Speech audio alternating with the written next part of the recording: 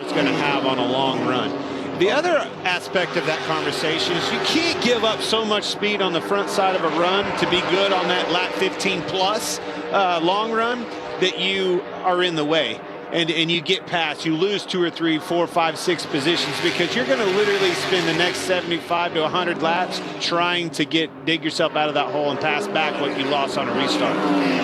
So it's getting a little warmer with 2 minutes to go in the Group B practice. So these times not quite as fast as Group A. But Denny Hamlin, after running 9 laps, is back on track for another 9. Jamie? Well, Mike, Denny Hamlin told me that he and his teammates all came with a little bit different setups, and they went in the sim this week and tested them out. He said, we're in different stratospheres, so somebody is going to hit it right and somebody's going to be off. And he said, I'll know within 2 laps if we're in the ballpark and if this is going to be a good weekend. Well, unfortunately, Denny Hamlin down in 19th right now. He said his car is just stepping out to the right on the straightaways like it wants to spin out, so he's not comfortable. But meanwhile, the 18, they obviously hit it right top of the board. Well, that thing's wanting to spin out down the straightaways. I can imagine it's a bear down into the corner. Again, man, I hate to say it. He'll figure it out. One of his best racetracks, but you look over on the sheet, and that 11 car's 19th on the board.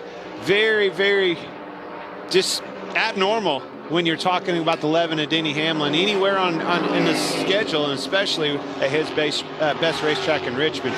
Larry. Yeah, I mean, they're just so limited in this environment what they can change. These cars have already went through inspection for qualifying and for the race. You can't change springs. You can't change shocks. All you can really change is the stiffness or softness of the shock absorbers. You can change maybe toe, camber, or things like that. But you're very limited what you have in your toolbox to be able to adjust in this environment. Now, I'm interested in the approach that Team Penske has taken here. In Group A, Ryan Blaney ran 44 straight laps. His 8th lap was the fastest. He is 3rd. Joey Logano has now run 48 consecutive laps. His 3rd lap was the quickest. Logano is 13th.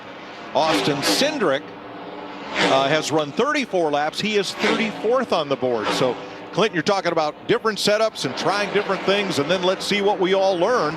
You don't have a lot you can change, but it looks like they're all on kind of dissimilar agendas.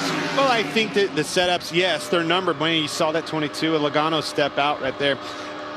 Everybody's a little bit different, but you can still, there's a lot of adjustment within these shocks. I think the teams are learning how to adjust these cars and maximizing that conversation, and they keep getting better and better at it. I see some changes coming for all these guys before qualifying.